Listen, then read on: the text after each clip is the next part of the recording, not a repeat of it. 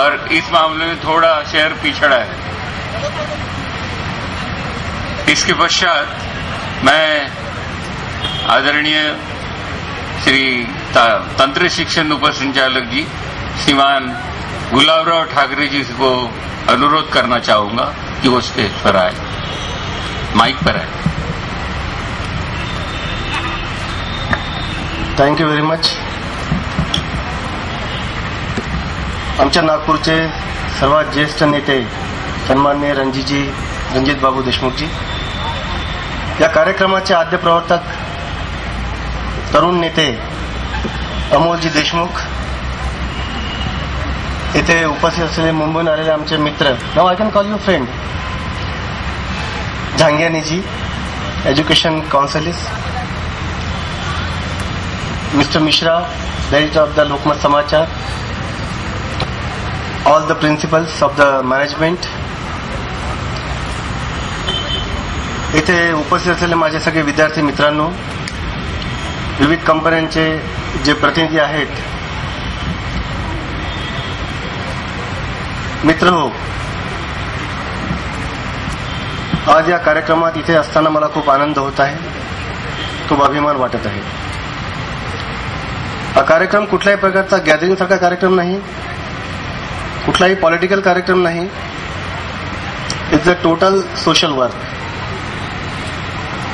It's a committed social work by mister Amol Deshmukh and I congratulate him for this. या देशाला स्वातंत्र्य मिळाल्यानंतर खऱ्या अर्थाने या देशामध्ये औद्योगिक क्रांती झाली, इंजिनिअरिंग टेक्नॉलॉजीचा प्रसार होऊ लागला आणि आजच्या घटकेला आपण असं म्हणू शकतो की इंजिनिअरिंग टेक्नॉलॉजी, हे तंत्रज्ञान, हे औद्योगिक विकास जवळजवळ आम जनतेपर्यंत पोहोचलेला आहे। आजकाल लोक आम आदमीचे बद्दल जास्तच बोलतात, आम आदमी हा एक कॉमन वर्ड झालेला म्हणून मी सांगतो। ज्यावेळेला आम्ही कॉलेजमध्ये शिकत होतो आम्हाला आठवतं की आमच्या वेळेला अगदी साधे फोन्स होते, डायलिंग फोन्स। ज्यावेळेला इंजिनिअरिंग पास झालो त्यावेळेला एसटीडी आलं, state dial, advancement of the engineering technology. 022 दाबलं की सरळ मुंबईला बोलायचं आपल्या मित्राची, किती आनंद होता आम्हाला, तुम्ही इमॅजिन करू शकत नाही। देशमुख साहेबांना माहिती असेल। त्यानंतर हळूहळू क्रांती होता होता आता मोबाईल फोन्स आलेत 2000च्या जवळजवळ 98-99 मध्ये। इनिशियली 100 रुपये आउटगोईंग कॉल होता, 8 रुपये incoming call sir. People use to see the number, put the phone off, they used to go to STD and then call the concerned person ज्याने कॉल केला। दिस was the situation. जाड phone होते नोकियाचे, असे फेकून जरी मारला तरी समोरचा माणूस मरेल पण फोनला काही होणार नाही। अशा प्रकारची ती प्रायमरी टेक्नॉलॉजी सुरू झाली बाय सॅटेलाइट टेक्नॉलॉजी। टेलिव्हिजन्स नव्हते, टेलिव्हिजन्स 85 ला सुरू झाले। त्याचं मोठं क्रेडिट आहे आमचे माजी पंतप्रधान राजीवजी गांधी आणि सॅम पेट्रोदा यांना। I am not a politician, I must let you know, मी कुठल्याही राजकारणी नाही किंवा कोणत्या पक्षाचा माझा संबंध नाही, but we must appreciate the good people and the genuine people. Rajivji Gandhi यांचं फार मोठं क्रेडिट या देशामध्ये सायन्स अँड टेक्नॉलॉजी आणण्यामध्ये आहे असं मला वाटतं। आज आपण त्या सुंदर बाईक्स पाहतो, ऑटोमोबाईल्स पाहतो, सुंदर कार्स पाहतो, हे सगळे एमओयू याची सुरुवात मला वाटतं त्यावेळेला राजीवजींच्या काळामध्ये झालेली होती। सॅटेलाइट टेक्नॉलॉजीने आपलं लाईफ बदलून टाकलं। टेलिव्हिजन सुरू झाले, सुरुवातीला फक्त दूरदर्शन होतं, ब्लॅक अँड व्हाईट टीव्ही होते, जाडजाड मोठमोठाले टीव्ही, नंतर हळूहळू टीव्ही स्लिम झालेत, चॅनेल्स वाढलेत।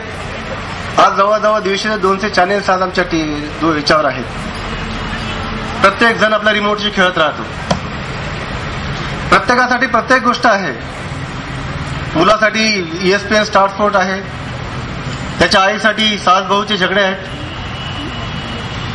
आजोबासाठी कोणी आसारामचं प्रवचन पण आहे। आता प्रत्येकाकरता काही ना काही आज अवेलेबल आहे। आज सायन्स टेक्नॉलॉजी त्याच्या मॅक्सिमम हाईटला आहे असं मला वाटतं। पण आवाज इन कॉलेज माझं स्वप्न होतं बुलेट किंवा SD घ्यायचं, अगदी rough bike, diesel bike, which I could never afford at the time and now I cannot drive at this time. You are very lucky, you are having the beautiful bikes, beautiful mobiles, beautiful picture, beautiful TV, everything beautiful. Life is beautiful now. Now this is I call the technology at the max. Technology to the society. technology with the people, and now life is beautiful. हे सगळं industrialisation होत असताना, हे सगळा विकास होत असताना या देशामध्ये अनेक नोकरीच्या संधी उपलब्ध झालेल्या आहेत, अनेक रोजगार उपलब्ध झालेले आहेत, अनेक नोकऱ्या, लाखो नोकऱ्या क्रिएट झालेल्या आहेत. त्याप्रमाणे शिक्षणाचा सुद्धा विकास झालेला आहे देशामध्ये. When I became engineer, I remember there were only 4 engineering colleges in the state of Maharashtra. एक VRC होतं 5वं, आणि VJT आणि सरदार पटेल 7-8 कॉलेजेस फक्त पुऱ्या महाराष्ट्रामध्ये. The intake was only just around 2,000 in the whole state.